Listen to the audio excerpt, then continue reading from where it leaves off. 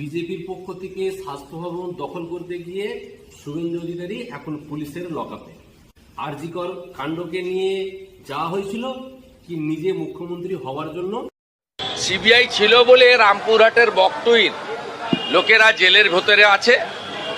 CBI ছিল বলে হাঁসখালিতে তৃণমূল উপপ্রধানের ছেলে তিনি জেলের ভিতরে আছে। সিবিআই ছিল বলে পার্থ অর্পিতারা জেলের মধ্যে আছে। সিবিআই ছিল বলে বিজেপিতে থাকা কিছু নেতা বা অন্যান্য দল থেকে আসা কিছু নেতা জেলের বাইরে আছে।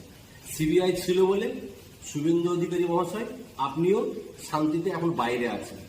সিবিআই ছিল বলে অনেক কিছুই আছে। দফা এক দাবি এক, স্বৈরাচারী নিপাত যাক, মমতা স্বৈরাচারী ধর্ষকদের নেত্রী। আজকে ছিল বিজেপির পক্ষ থেকে স্বাস্থ্য দপ্তর ঘেরাও।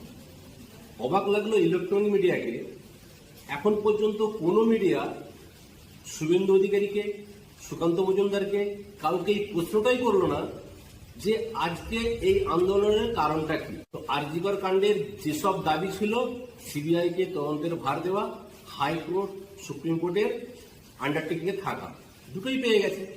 তাহলে আজকের আন্দোলনের কারণটা কি?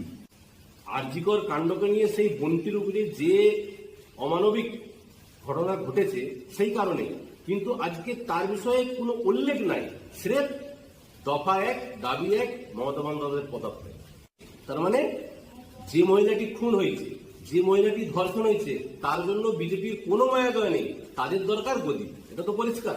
কিন্তু দুঃখ একটাই, ইলেকট্রনিক মিডিয়া প্রশ্নটাই করলো না যে আজকে আন্দোলনের কারণ কি, কেন করছেন। সিবিআই এর হাতে তদন্ত আছে, হাইকোর্ট সুপ্রিম কোর্ট দেখছে, তা সত্ত্বেও আজকে আন্দোলনের কারণটা কি, বিক্ষোভ জানানোর কারণটা কি, এই প্রশ্ন কিন্তু সুকান্ত মজুমদার আর শুভেন্দু অধিকারীকে কোনো মিডিয়া প্রশ্ন করলো না।